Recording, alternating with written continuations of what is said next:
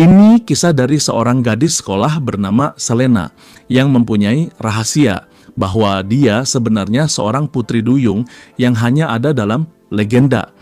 Mungkin jika dibayangkan bisa berubah jadi duyung itu enak ya, bisa berenang ke sana kemari dengan leluasa.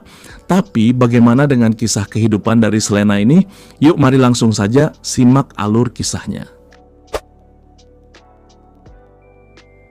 Diceritakan seorang gadis bernama Selena menyimpan rahasia besar. Dia bukan hanya manusia biasa, tetapi juga seorang putri duyung.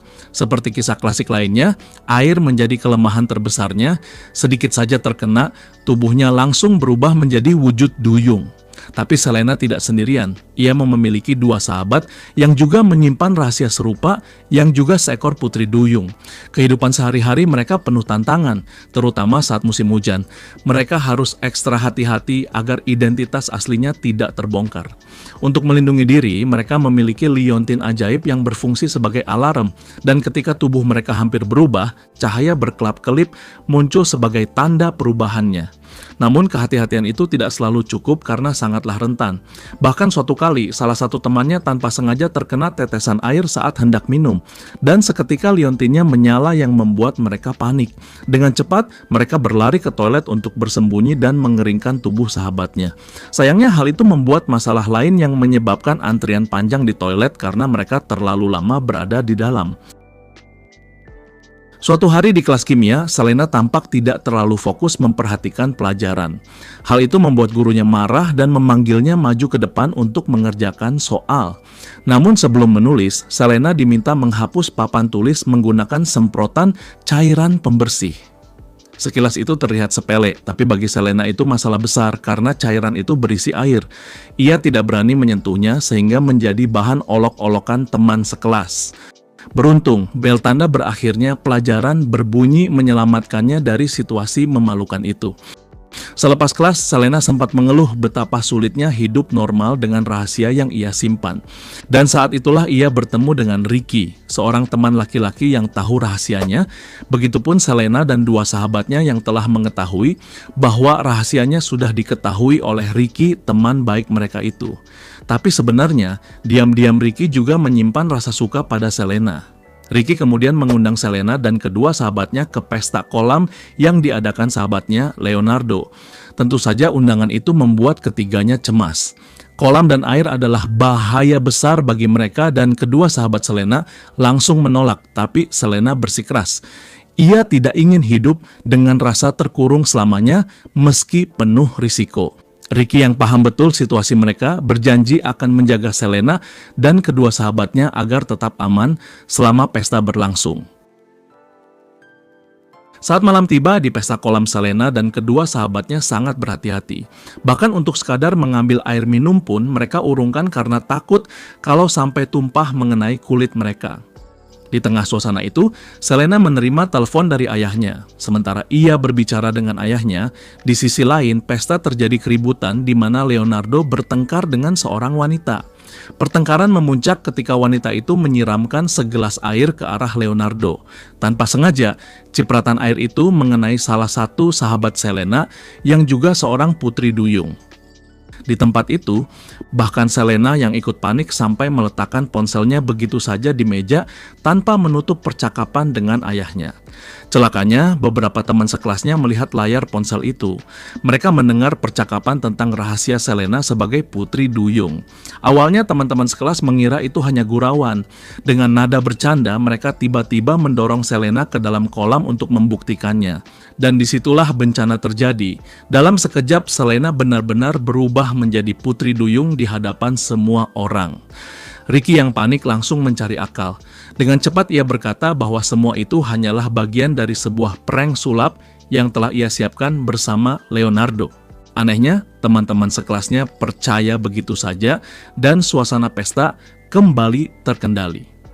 Namun, masalah yang lebih besar muncul. Tanpa mereka sadari, beberapa teman telah merekam kejadian itu dengan ponsel. Video dan foto Selena dalam wujud putri duyung terlanjur menyebar dan menjadi viral di media sosial. Dan di tempat lain, sebuah ordo rahasia yang selama ini memburu dan mencari jejak keberadaan Putri Duyung akhirnya menemukan apa yang mereka cari. Melihat rekaman itu, mereka bersorak penuh kegembiraan seakan perburuan panjang mereka kini akhirnya membuahkan hasil. Sejak kejadian di pesta, hidup Selena berubah makin berat dan menjadi bahan ejekan teman sekelasnya. Mereka bahkan bercanda keterlaluan, mengatakan bahwa setelah menjadi Putri Duyung, mungkin ia juga bisa berubah menjadi Centaurus yang membuat hari-harinya penuh tekanan. Suatu hari, alarm kebakaran mendadak berbunyi di sekolah. Karena panik, Selena segera berlari ke perpustakaan dan bersembunyi di bawah meja karena ketakutan kalau sprinkler pemadam otomatis menyemburkan air. Tapi untungnya alarm itu ternyata palsu. Namun justru di dalam ketenangan perpustakaan itu, Selena mendengar sesuatu yang lebih menyeramkan. Sebuah bisikan misterius terdengar di telinganya untuk melepas ekornya. Bisikan itu juga menyebutkan sebuah titik koordinat. Rasa penasaran membuat Selena segera memeriksanya dan ia terkejut mengetahui bahwa koordinat itu menunjuk ke sebuah pulau bernama Elysia di Spanyol. Kedua sahabat Selena yang khawatir akhirnya datang menghampiri. Selena kemudian menceritakan tentang bisikan itu dan memberitahu cara untuk menghilangkan ekor mereka. Namun, sahabat-sahabatnya menganggap Selena hanya stres karena tekanan dari semua orang dan tidak ada yang mempercayainya. Merasa kecewa dan marah, Selena akhirnya membuat keputusan berani. Malam harinya, tanpa memberitahu siapapun, ia pergi sendirian. Dengan tubuh duyungnya, ia menyelam ke dalam lautan gelap, berenang dari Romania menuju Spanyol. Meski jaraknya sangat jauh, ia tidak peduli dan ia bertekad menemukan cara untuk menghilangkan ekornya. Beberapa hari kemudian, suasana sekolah mendadak mencekam. Sekelompok orang asing datang dengan mengenakan topeng aneh. Mereka memperkenalkan diri sebagai pemburu Putri Duyung dari Rumania. Dengan lantang, mereka memerintahkan semua orang meninggalkan kelas dan gedung sekolah agar pencarian target bisa dilakukan lebih mudah. Ricky dan kedua sahabat Selena langsung panik. Mereka sadar para pemburu itu pasti datang karena foto dan video Selena yang sudah viral di media sosial. Kedua sahabat Selena berusaha menenangkan diri dan menjelaskan kepada Ricky bahwa Selena memang sedang tidak ada di sekolah. Mereka ingat, sebelum menghilang, Selena pernah berdebat dengan mereka soal di perpustakaan yang mana ia menyebutkan akan pergi ke tempat dengan koordinat yang dicari di komputer itu. Dengan cepat, Ricky dan kedua sahabat itu berlari menuju perpustakaan. Mereka menyalakan komputer yang pernah digunakan Selena, mencoba melacak jejak pencariannya. Dari sana, mereka menemukan titik koordinat yang sama, lokasi yang menunjuk pada Pulau Elysia di Spanyol. Menyadari bahwa Selena pasti menuju ke sana, mereka memutuskan untuk segera menyusulnya. Namun, sebelum bisa keluar dari sekolah, suara lantang para anggota Ordo kembali terdengar. Mereka berteriak keras mengusir semua orang dari gedung agar pencarian lebih leluasa. Ricky dan kedua sahabat Selena dalam kecemasan dan akhirnya mereka terpaksa ikut keluar. Sementara itu, Selena akhirnya tiba di tempat tujuannya. Setelah naik ke daratan, ia segera mengenakan pakaian yang dibawanya setelah kembali menjadi manusia biasa. Ia melangkah menyusuri jalan kecil hingga tiba di sebuah toko souvenir sederhana. Di dalam toko, Selena disambut pemiliknya yang terlihat ramah. Dengan hati-hati, ia menanyakan tentang Pulau Elysia. Namun, jawaban yang ia terima mengecewakan. Pemilik toko mengaku tidak tahu menahu soal pulau itu. Saat Selena hendak pergi, matanya tertuju pada sebuah patung duyung yang dijual di etalase. Pemilik toko segera menawarkan patung itu dengan harga murah. Namun tiba-tiba, liontin yang Selena kenakan mulai berkedip-kedip. Karena panik, Selena langsung berlari keluar karena mengira tubuhnya akan berubah menjadi duyung di depan umum. Tapi anehnya, kali ini ia tidak berubah sama sekali. Selena kemudian menyadari sesuatu yang janggal bahwa di tempat itu, liontinnya berkelip sendiri tanpa sebab. Kadang cahayanya kuat, kadang redup seolah-olah sedang menunjukkan arah. Dengan rasa penasaran bercampur keyakinan, Selena memutuskan untuk mengikuti cahaya liontin itu berharap ia akan dituntun menuju jawaban yang ia cari. Sedangkan di tempat lain, kedua sahabat Selena memutuskan untuk mencari Selena ke rumahnya. Mereka sebenarnya berharap ia belum berangkat pergi. Namun, saat mereka tiba, rumah itu terlihat sudah kosong. Karena penasaran, mereka akhirnya nekat masuk menggunakan kunci cadangan yang disembunyikan Selena di bawah karpet depan pintu. Begitu masuk ke kamar, mereka menyalakan laptop Selena untuk mencari sebuah petunjuk. Tapi layar yang terbuka justru memperlihatkan akun media sosial Selena dipenuhi ejekan dan bullying setelah insiden di pesta. Namun di balik itu mereka juga menemukan hal penting, catatan tentang tujuan Selena, yakni Pulau Elysia yang terletak di Puerto Ritoria. Tanpa pikir panjang, mereka memutuskan untuk segera menyusulnya ke sana. Tapi bahaya kembali mengintai. Kelompok Ordo yang selama ini memburu Putri Duyung ternyata berhasil melacak alamat Selena. Beberapa anggota mereka datang ke rumah dengan maksud menangkap Selena. Beruntung, kedua sahabat Selena menyadari kedatangan mereka tepat waktu dan dengan hati-hati mereka mengendap-endap keluar lewat jalan belakang meninggalkan rumah. Setelah menggeledah rumah Selena, para anggota Ordo tidak mendapatkan hasil sama sekali karena tidak menemukan target yang dicari. Dengan rasa kesal dan kecewa, salah satu dari mereka segera menghubungi ketua tim. Di ujung telepon terdengar suara dingin sang ketua bila mengetahui bawahannya telah gagal. Ia kemudian memutuskan untuk mengirim seseorang yang jauh lebih cakap, namun identitas orang itu belum diperlihatkan. Sementara itu, di tempat lain, Ricky yang semakin khawatir akhirnya mendatangi Leonardo untuk meminta bantuan. Leonardo awalnya menolak dengan sinis. Ia bertanya, kenapa harus repot hanya demi seorang gadis padahal di dunia ini ada miliaran gadis lain. Namun Ricky tidak menyerah. Dengan nada tegas, ia bersikeras bahwa Selena berbeda dan ia tidak akan membiarkannya sendirian menghadapi bahaya. Melihat kesungguhan itu, Leonardo akhirnya terdiam sejenak sebelum menyetujui dan mereka pun memutuskan pergi mencari Selena bersama-sama.